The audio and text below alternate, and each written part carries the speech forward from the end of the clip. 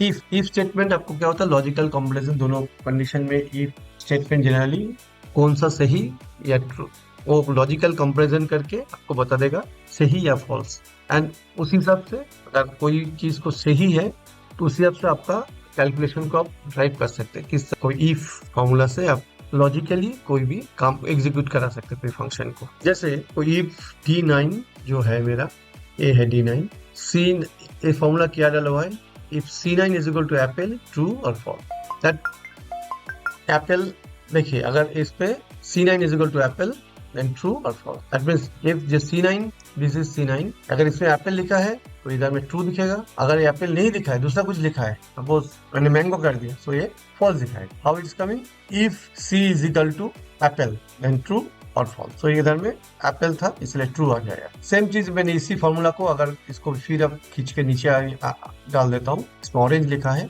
सो false. दूसरी एक बात है, मान लीजिए इसमें 99 है, अभी इसमें क्या लिखेगा, if C12 less than 100 then whatever you want to write, आप इस पे लिखा है लेस देन 100 और ग्रेटर देन और इक्वल टू 100। अगर ये 99 है तो ये लेस देन 100। अगर मैं इसको 100 कर देता हूँ, सो ये चेंज हो गया, क्या दिखाएगा, ग्रेटर देन और इक्वल टू 100। तो जो भी टेक्स्ट आप लिखना चाहते हो आप कर सकते हैं। ये अगर ट्रू कंडीशन, पहला जो कंडीशन दे रहा है उसके बाद जो ट्रू होगा पहला वाला, अगर फॉल्स होगा तो दूसरा वाला तो काम करेगा। अगर हमको ये आप देखना है। नाउ इफ स्टेटमेंट हमको अगर कोई भी अनदर फंक्शन का साथ सेट करना है, if statement can also be force additional calculation to perform if the calculation condition is met. However मुझे इफ फंक्शन को और भी फंक्शन का साथ अगर क्लब करना है, कैसे कर सकते, देखिए सेल F33 सेल स्टैक क्या हुआ है, इसमें क्या कुछ लिखा हुआ है, if E33 is equal to ES, तब ए वाला है, ES लिखा है तो F31 इंटू सेल स्टैक, नहीं तो 0। दैट मीन्स अगर कोई सेल स्टैक को कैलकुलेट करना है तो लॉजिकली इसको देखेगा वो इस पे ES लिखा है कि नहीं। अगर ES लिखा है अब जाके फॉर्मूला काम करता है, इसका ऊपर में वो cell stack F31 into cell stack. तो अगर ये नो लिखा रहेगा तो व्हाट इट विल डू, अगर इस पे नो है तो ये 0 हो जाता है कि बस वो मल्टीप्लाई नहीं कर, ठीक है। आपका जब येस है मतलब इट इज लॉजिकली ये देख रहा है। सेम शिपिंग का भी, अगर शिपिंग करना है तब वो क्या कर रहा है, फॉर्मूला क्या है, अगर येस है तो सम D2 to D29, that means ये जो क्वांटिटी है, क्वांटिटी को इंटू 1.25, इनका शिपिंग चार्जेस जो भी है, इसका जो भी लिखा है इंटू 1.25, तो इट इज चार्जिंग यू 1.25। अगर ये नो है तो लॉजिकली आपको 0 हो जाना है। So this way you can do logically, you can calculate any function, ठीक है ना। आपको एक चीज दिखेगा यहाँ पे सेल्स टैक्स बोल के लिखा हुआ है, सेल्स टैक्स तो कोई चीज इधर है नहीं, कहाँ से मिल रहा है, एक्चुअली नेम रेंज है। नेम रेंज कहाँ मिल जाता है आपको, फॉर्मूला नेम मैनेजर दिख रहा है, अब इस पे इधर मिल जाएगा। तो यहाँ सेल्स टैक्स का वैल्यू है 0.0825।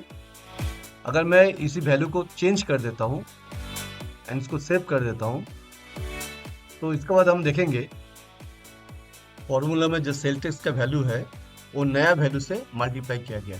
So this is the way. आपको अगर खुद का नेम डालना है तो आप डिफाइन नेम में क्लिक कीजिए, तो इस पे आपको पहला नाम डालिए एंड उसका क्या फॉर्मूला हो या वैल्यू हो आप डाल के उसको ओके कर दीजिए।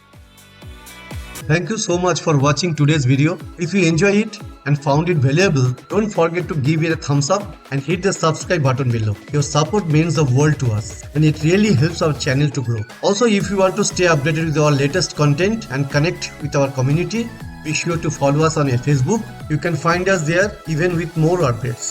And remember, your feedback is more important to us. If you have any comments, questions or suggestions for future video, please drop them in the comment section below. We love hearing from you. Thank you once again for being part of Excel in Life. We can't wait to see you in the next one. Until then, take care and stay awesome.